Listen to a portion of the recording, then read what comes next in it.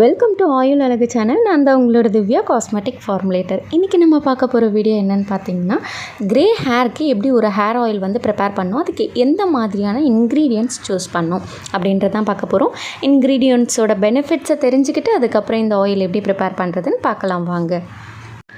First பார்த்திங்கன்னா கல்லோஞ்சி, இது வந்து கருஞ்சீரகம் என்ன பண்ணோம் அப்படின்னு பார்த்திங்கன்னா, உங்களுக்கு ஹேர் வந்து ரொம்ப டேமேஜாக இருக்குது அப்படின்னா இன்னிலேருந்து நீங்கள் கருஞ்சீரகம் ஹேர் ஆயில் யூஸ் பண்ணுறீங்க அப்படின்னா உங்களோட ஹேர் டேமேஜை ரிவர்ஸ் பண்ணி ஹெல்தியான ஸ்கேல்ப்பை வந்து உங்களுக்கு கொடுக்கறதுக்கு யூஸ்ஃபுல்லாக இருக்குது. அதன் மூலயமா நம்மளோட ஹேர் ஃபாலையும் அது கண்ட்ரோல் பண்ணுது. இதோட மெயின் ப்ராப்பர்ட்டிஸ் அப்படின்னு பார்த்திங்கன்னா, ப்ரீமெச்சூர் கிரேயிங் ஹேரை வந்து கண்ட்ரோல் பண்ணுறது, ப்ரிவென்ட் பண்ணுறது தான் இதோட மெயின் ப்ராப்பர்ட்டிஸே. அடுத்த இன்க்ரீடியன்ட் பார்த்திங்கன்னா கறி லீவ்ஸ். கருவேப்பிலை வந்து ரொம்பவே நல்லா முடிய கருகருன்னு வளர்க்கும் அப்படின்றது நம்ம எல்லாருக்குமே தெரியும்.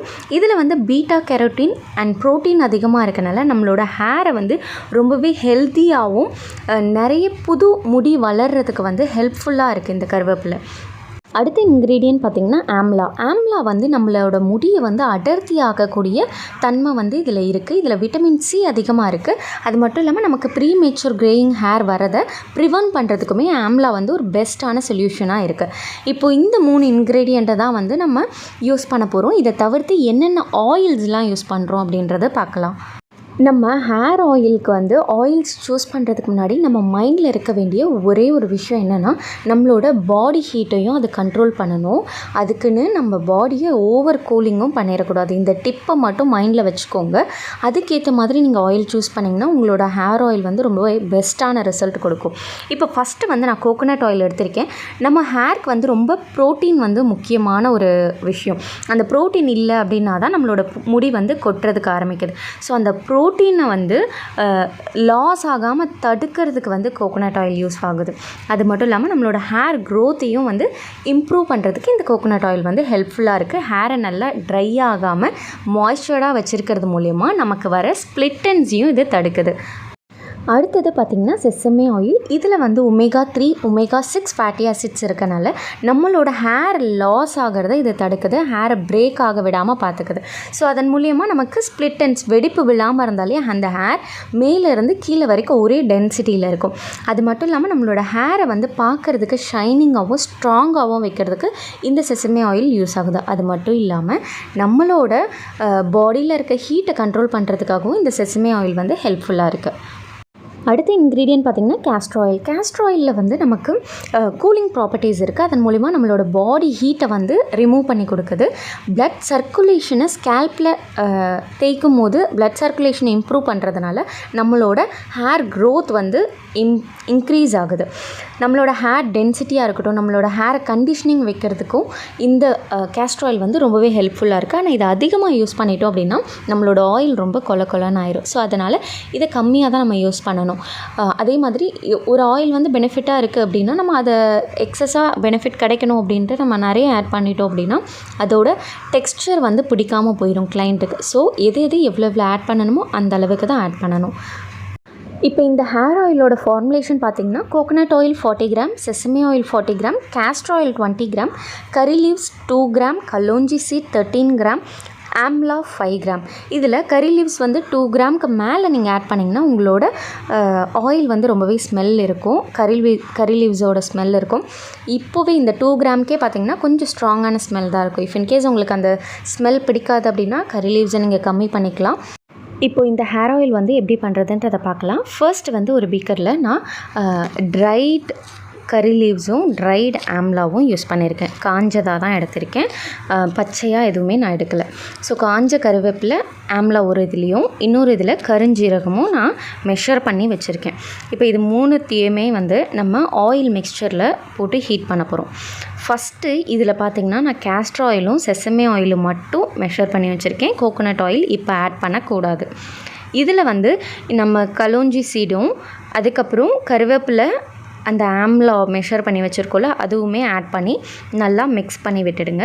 மிக்ஸ் பண்ணிவிட்டு இதை வந்து டைரெக்டாக ஹீட்டில் வைக்க போகிறோம். ஹீட்டில் வைக்கும் போது இது வந்து ரொம்ப சிம்மில் வைக்கணும். லோ ஹீட்டில் தான் இருக்கணும்.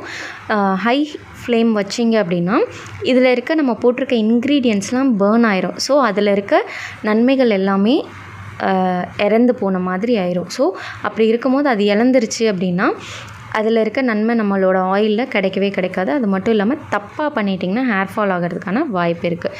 ஸோ இந்த மாதிரி லோ ஹீட்டில் வச்சு நீங்கள் ஸ்டார்டிங் ஹீட் பண்ணும்போது இந்த மாதிரி நிறைய நுரை வரும், மேலே நிறைய நுரை வரும்.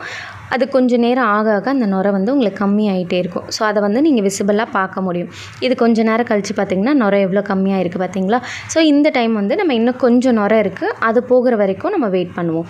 இப்போ பார்த்திங்கன்னா கம்ப்ளீட்டாக எனக்கு நுரை எதுவுமே இல்லாமல் கம்ப்ளீட்டாக ஆகிடுச்சு. இதுக்கு மேலே நம்ம வச்சுருந்தோன்னா புகை வர ஆரம்பிச்சிரும், நம்மளோட இன்க்ரீடியண்ட் வந்து பேர்ன் ஆக ஆரம்பிச்சிரும். அதனால் அதை நான் ஹீட்லேருந்து எடுத்துகிட்டு ஒரு ஃபில்டரில் போட்டு ஃபில்ட்ரு பண்ணிக்கிறேன். ஃபில்ட்ரு பண்ணோன்னே இந்த அளவுக்கு தான் இருக்கும் நமக்கு ஆயில் வந்து கம்மியாயிருக்கும். அந்த இன்க்ரீடியண்ட்டில் கொஞ்சம் போயிருக்கும், அது எல்லாமே. ஸோ பாதியாக இருக்கும் ஆயில். இப்போ வந்து நான் கோகோனட் ஆயில் வந்து ஆட் பண்ண போகிறேன் இதில். இப்போது அந்த ஸ்ட்ராங்கான ஆயில் அப்படியே எடுக்கிறீங்க அப்படின்னா யூஸ் பண்ணுறீங்கன்னா ரொம்ப ஸ்டிக்கியாக இருக்கும், ரொம்ப திக்கான ஆயிலாக இருக்கும். நம்ம வந்து கோகோனட் ஆயிலோடு இதை டைல்யூட் பண்ணுறோம். தேவையான கோகோனட் ஆயிலை மெஷர் பண்ணி எடுத்துகிட்டு இதை நல்லா மிக்ஸ் பண்ணிக்கோங்க. மிக்ஸ் பண்ணிவிட்டு 1 டே அதே பீக்கரில் விட்டுருங்க. விட்டுட்டு அந்த 1 டேக்கு அப்புறம் தான் நீங்கள் வந்து இதை வேறு ஒரு பாட்டிலில் ட்ரான்ஸ்ஃபர் பண்ணலாம். ஹேர் ஆயிலை பொறுத்த வரைக்கும் எப்போவுமே கிளாஸ் பாட்டில் சூஸ் பண்ணுறது ரொம்பவே பெஸ்ட்டான விஷயம். என்கிட்ட கிளாஸ் பாட்டில் இல்லை, அதனால் நான் நார்மல் பிளாஸ்டிக் பாட்டிலில் தான் ஸ்டோர் பண்ணுறேன். ஆனால் நீங்கள் பிஸ்னஸ் பண்ண போகிறீங்கன்னா கிளாஸ் பாட்டில் வந்து ரொம்பவே பெஸ்ட்டான ஒரு விஷயம். இப்போது இதை நம்ம ட்ரான்ஸ்ஃபர் பண்ணிவிட்டு அதுக்கப்புறம் நம்ம யூஸ் பண்ண ஆரம்பிக்கலாம். இம்மிடியேட்டாக கூட நீங்கள் யூஸ் பண்ண ஆரம்பிக்கலாம். இதை வந்து டெய்லி யூஸும் நீங்கள் பண்ணலாம், இல்லை தலை குளிக்கிற அன்றைக்கி மட்டும் வச்சும் பண்ணலாம். இதில் வந்து அந்த கருவேப்பிலையோட ஸ்மெல் வந்து உங்களுக்கு தெரியும். இதை வந்து நீங்கள் கிளைண்ட்டுக்கு விற்கும் போது அந்த ஸ்மெல்லில் பிலீவ் பண்ணி வாங்கிறதுக்கும் வாய்ப்பு இருக்குது. சில பேருக்கு அந்த ஸ்மெல் பிடிக்காமல் போகிறதுக்கும் வாய்ப்பு இருக்குது. ஸோ உங்கள் கிளைண்ட்டோட ரெக்குவயர்மெண்ட்டை தெரிஞ்சுக்கோங்க, இது ஓகேவா அப்படின்னு தெரிஞ்சுட்டு அதுக்கப்புறம் அவங்களுக்கு கஸ்டமைஸ் பண்ணி கொடுங்க. இப்படி முன்னாடியே நீங்கள் தெளிவாக அவங்கக்கிட்ட எடுத்து சொல்லும் போது உங்கள் மேலே ஒரு ட்ரஸ்ட் ஃபார்ம் ஆகும். உங்களுக்கு இதை பற்றின நாலேஜபிளாக இருக்கீங்க அப்படின்றது தெரிய வரும். ஸோ அவங்க மேலே உங்களுக்கு ஒரு கேர் இருக்குது அப்படின்றத அவங்க அண்டர்ஸ்டாண்ட் பண்ணிக்கிட்டு உங்கள்கிட்டயே அகெயின் அண்ட் அகெயின் பர்ச்சேஸ் பண்ணுறதுக்கு வாய்ப்பு இருக்குது. இந்த வீடியோ உங்களுக்கு ஹெல்ப்ஃபுல்லாக இருக்கும்னு நம்புகிறேன். இது வரைக்கும் நீங்கள் நம்ம சேனலை சப்ஸ்கிரைப் பண்ணலன்னா சப்ஸ்கிரைப் பண்ணுங்கள். மறக்காமல் பெல் ஐக்கான் டேப் பண்ணுங்கள். தேங்க்யூ.